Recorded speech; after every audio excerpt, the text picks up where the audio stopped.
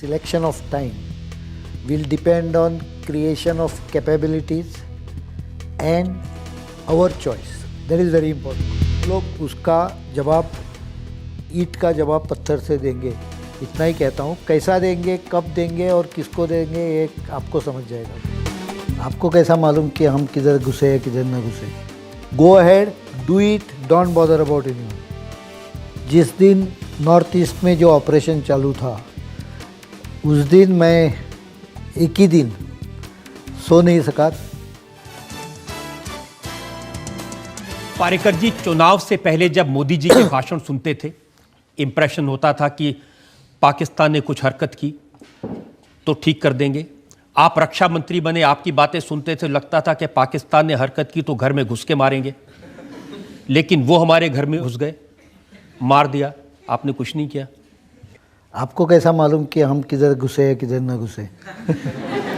तो मैं इतना ही कहना चाहता हूँ कि अभी बहुत पेशेंस हमारा ख़त्म हो गया. हम लोग उसका जवाब ईंट का जवाब पत्थर से देंगे, इतना ही कहता हूँ. कैसा देंगे, कब देंगे और किसको देंगे, ये आपको समझ जाएगा. अब राहुल गांधी ने कहा कि पठानकोट की जो हैंडलिंग है वो ठीक से नहीं हुई, ज़्यादा मारना चाहिए था. पठानकोट की हैंडलिंग परफेक्ट हुई है. उसमें कुछ मुझे नहीं लगता है कि देरी हुई है. आर्मी पूरी कंट्रोल में थी, आर्मी एरिया थी, आर्मी के मतलब एयरफोर्स की एरिया थी, डिफेंस की एरिया थी, आर्मी पूरी कंट्रोल में थी. इनफैक्ट जो लोगों को मारे गए हैं उनको मारने में जो हथियार यूज़ किए गए, एनएसजी और आर्मी के जॉइंट ऑपरेशन में वो लोगों को मारे गए. पहले दिन में 3 जो मारे, एक तो डीएससी जवान ने मार दिया, बाद में जो 3 मारे उनको तीनों मारने में आर्मी और एनएसजी जॉइंटली ऑपरेटिव थी. ये सब स्पेकुलेशंस है. इनका पहले का स्टोरी ले लो, आप एक 10 बरस पहले जाओ. आर्मी के कैंप पे ये ओके 42 आर्मी की फैमिली के लोगों को ये टेररिस्ट ने मार दिया था, याद है आपको जी. कश्मीर में. यहाँ भी 3000 फैमिलीज़ है. और जहाँ ये ऑपरेशन हुआ वो ऑपरेशन एरिया से 100-150 मीटर पे रेजिडेंशियल एरिया चालू हो जाती है.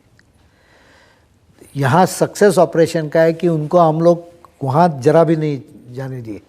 दे were virtually cornered in spite of heavy ammunition. अभी मैं वो भी बोल दिया कि अंदर आए ही कैसे, वो तो उसमें कुछ तो थोड़ा बहुत कम हो गया टेक्निकली, लेकिन आ गए. लेकिन हम लोगों ने उधर के उधर रुकाया और उधर के उधर उनको एलिमिनेट किया और पूरा सिनर्जी के साथ ऑपरेट किया.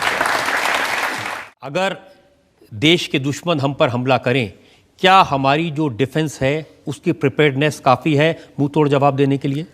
देश पे हमला करे तो we can definitely give them their own medicine, give them back in their own medicine, there is no doubt about it. लेकिन मुझे एक स्टेप उससे आगे जाना है. इसके लिए मैंने आपको उदाहरण दिया था, मुझे लगता है कई लोगों को समझा नहीं बराबर.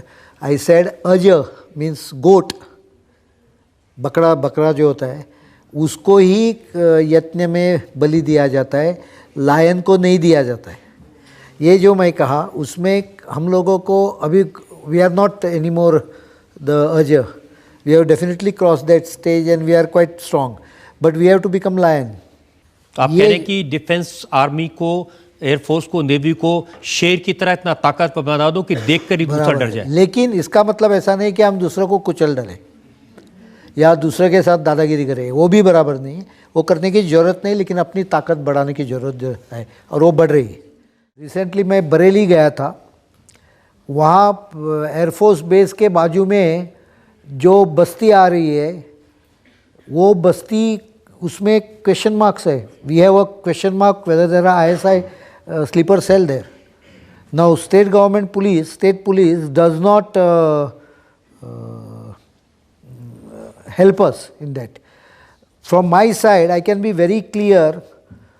I consider a person a Indian patriot and an anti-national. That's all. There is no religion, there is no caste, there is no gender. Very clear on that. We have of all religion, all caste people, army jawans, staying together and fighting for the nation. I call them patriot, and there may be another one who may work for our adversary, whichever caste and religion he is, I will call him anti-national. So for me, the division is only two. But when we have information that there are ISI sleeper cell, the state government thinks it politically. The state police thinks it politically based on Hindu, Muslim and other aspect. Actually, we don't think it that way. We think it on whether he is a Hindu or Muslim or nationalistic जो रहेगा वो हमारा है. तो हम लोग वो हिसाब से सोचते हैं, लेकिन उनका सोचना थोड़ा अलग है. इसके लिए थोड़े प्रॉब्लम हो रहे हैं.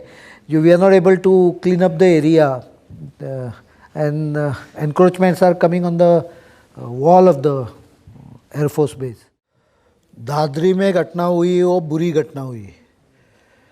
वो घटना से ज़्यादा मुझे लगता है कि हमारे कई लोग शब्द का इस्तेमाल उन्होंने बराबर करना चाहिए.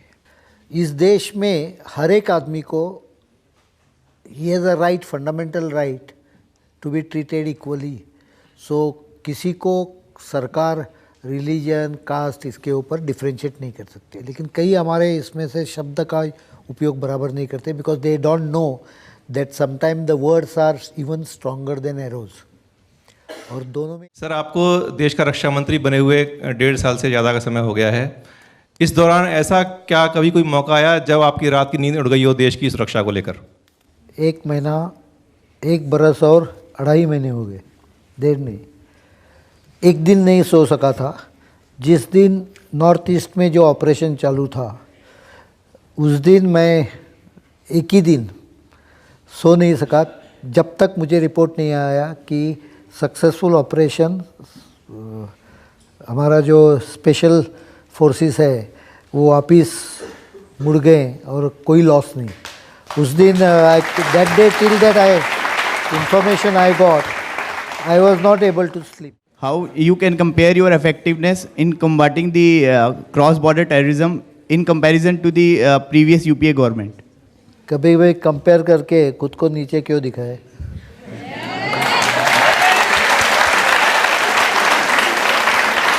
सबसे 180 डिग्रीज का फ़र्क बोलता हूँ in the manner of thinking.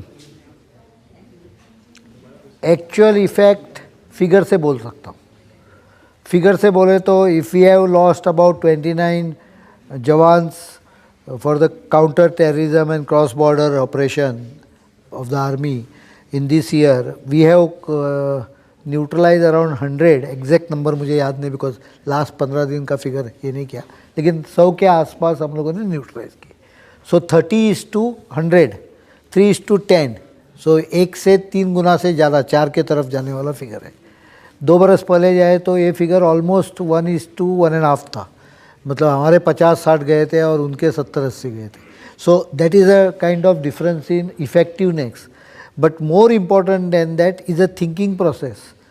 I have told army very clearly, हमारा आदमी गंवाओ मत, लेकिन दूसरे को एलिमिनेट, अगर कोई तुम्हारे ऊपर शस्त्र चलाता है तो उसको एलिमिनेट करना आपका काम है. Go ahead, do it, don't bother about anyone. I will protect that.